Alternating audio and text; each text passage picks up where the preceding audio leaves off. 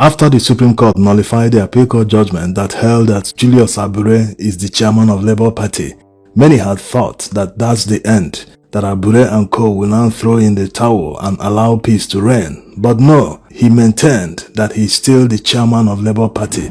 In fact, he convened a NEC meeting after Alex Otti and Peter Obi convened another one that will still hold tomorrow, Wednesday. They held theirs yesterday. In that meeting, he said a lot of things. He declared Nenadi Usman's caretaker committee as being illegal. He went as far as warning Alex Otti and Peter Obi. Alex Otti has now replied him, saying that if they want to destroy Labour Party, that it will backfire. They will end up destroying themselves. Alex Otti spoke while inaugurating a new leadership for his political group in Abia State, the Abia Arise organization. He said, "The party is bigger and more important than any of us put together. The triumph of evil over good is for a moment. So we thank God for Friday. We somehow believed that justice will be done to the Labour Party. I was watching and saw some people making some claims about them not being removed by the Supreme Court. We can as well ignore them, but I will not ignore them. I want to appeal to them to give peace a chance, except if what they wanted in the first place is to destroy the party. And if they want to destroy the party, they will destroy themselves and the party will become even stronger." Looking at the whole situation, it seems Abure and co continue to see elected members on the platform of Labour Party as outsiders that they will never allow to take control of the party, or maybe appoint people loyal to them to positions in the party. That's not how party politics works. For example, look at Abure. The founder of Abure is Chekwas Okorie. Where is he today? The party he founded is now a grassroots party in Anambra State, producing governors for the past several years. So even if you're a founder of a party, you can never be in control of that party till the end. No. PDP is another huge example, a party that was formed by Ekweme and other well-meaning Nigerians. Eventually, Obasanjo and Atiku took over the party. Now we can't even say who is in control, whether it's Wike, Atiku Abubakar, or the governors. So this is how party politics works. What should unite everyone, or what should concern everyone in the party, is progress. What progress are you making with your party?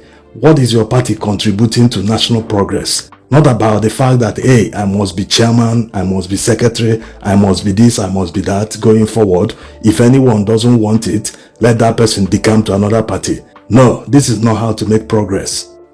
The progress Labour Party made in 2023 wouldn't have been possible if all these elected members, including their leader, Peter Obi, didn't join the party before the election. Labour Party might not have had any elected member, or maybe just a handful, including a governor in Abia State. So they should be reasonable enough to understand that it goes both ways. They shouldn't just be seeing it as, our party gave you a platform, you should be grateful for that. And you shouldn't turn around and say you want more, you want to change leadership, the same leadership that gave you a platform. So this is not how it works. That's why a lot of people are losing patience. Like here in Lagos, some party faithfuls invaded the party office and they sacked everyone. They've lost patience.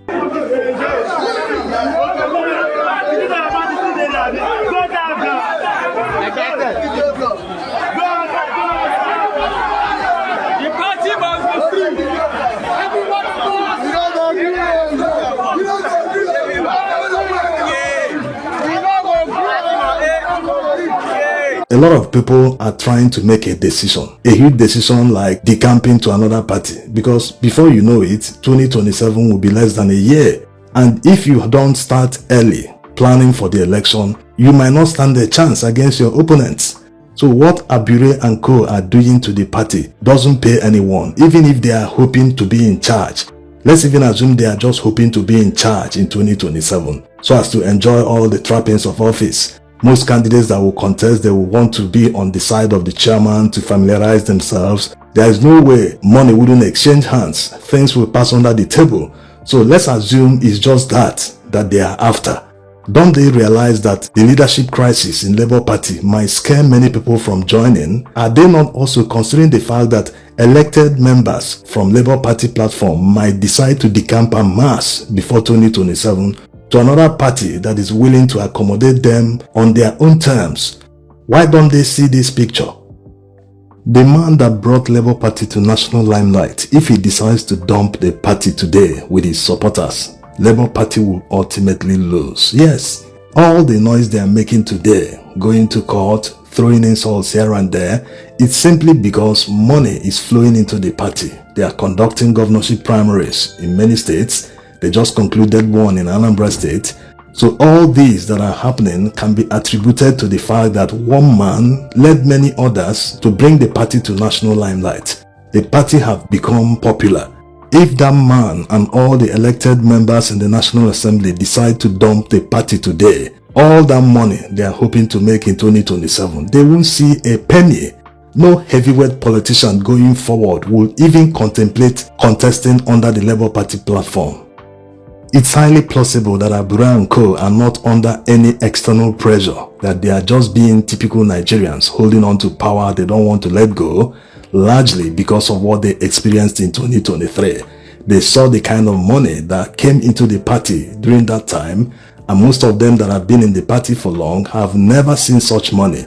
So they are just doing it to enjoy the trappings of office for personal gains, not for national interest or party interest. How about if they are being pressured? There's also a very high chance, we know how APC operates, they might be doing this to frustrate P2B out of Labour Party, so that APC will have something to talk about. He can't even stay in one party, he's been decamping from this to that, he can't manage the leadership crisis in Labour Party, is this how he's going to manage Nigeria? All that nonsense. Now the question is it really worth it? Even if they are paid 1 billion naira to frustrate him out of the party, losing the man that brought your party to national limelight is unquantifiable in monetary terms. It's a guarantee that your party will not even perform in the next elections. Yes, because he brought all that glory with him when he joined the party. And if they pay you to frustrate him out of the party, they won't continue paying you. It's a one-time contract.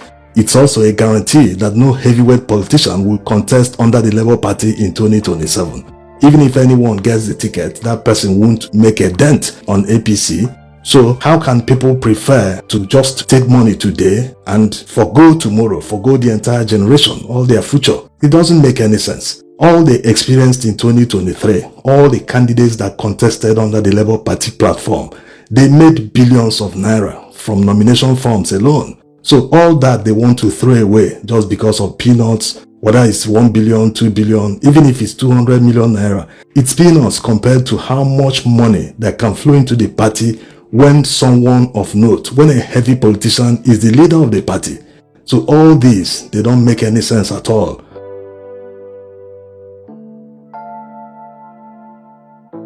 This is why forming a coalition in 2027 is very, very important. To all the people saying that P2B shouldn't join any coalition with anyone, especially the likes of El-Rufai, Atiku, Abure and others, no, this is the time to do it.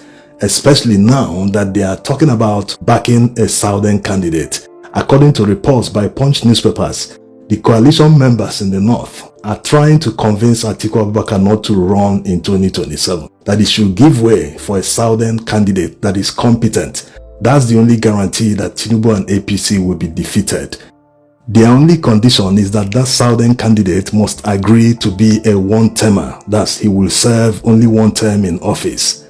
This shouldn't be a problem. If they eventually zero in on P2B, he already is an advocate of one term for the office of president, governor, or executive offices. He is of the opinion that Nigerians lose a lot of money because of the fact that politicians, immediately they get into office, they start working for second term. They wouldn't be wasting all that money if they know that they are only going to serve for one term. So it shouldn't be a problem. Even if he agrees or not, ultimately the people that would decide when the time comes are still Nigerians. Yes, even the politicians that signed that agreement with him or any other candidate will be at the forefront of saying, please continue.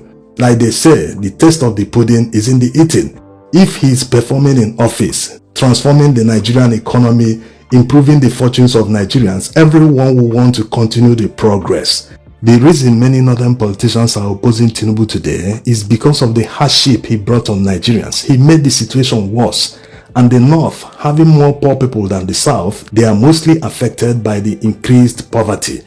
If Tinubu had maintained Buhari's standards, like price of petrol is the same thing, exchange rate is the same thing, and maybe not devaluing the naira, no one will be talking, even in the south. Yes, that's the reality. They will just say, let him finish. Is it not 8 years? Let him just do it and get out so that another person will take over. So it's nice that the coalition members are taking the hard decisions at the early stage. This was exactly how APC did it before they came to power. They zeroed in on Buhari and agreed that he should lead their party, that he would be the presidential candidate. So if the coalition members zero in on one person and say, there is nothing like primaries, even if there will be primaries, they will make sure that the person wins, then it will encourage all politicians to join because they already know who will be the leader. If they don't like the person, they might decide not to join. But if they know ab initio that this is the leader, they will throw in all their efforts, their 100% to make sure the coalition succeeds. That's the way to do it. Not trying to force people into the coalition at this early stage, and at the end of the day, they will conduct a transactional presidential primaries where one money bag will buy all the delegates and he will win the ticket, and we'll go back to square one. We'll go back to that transactional politics that have kept Nigeria underdeveloped. Because anyone that spends millions of dollars to buy a presidential ticket, he's not going there to serve anyone except himself and his friends. Yes, it's an investment for him. He's going there to recover his money with benefits. Thanks for watching.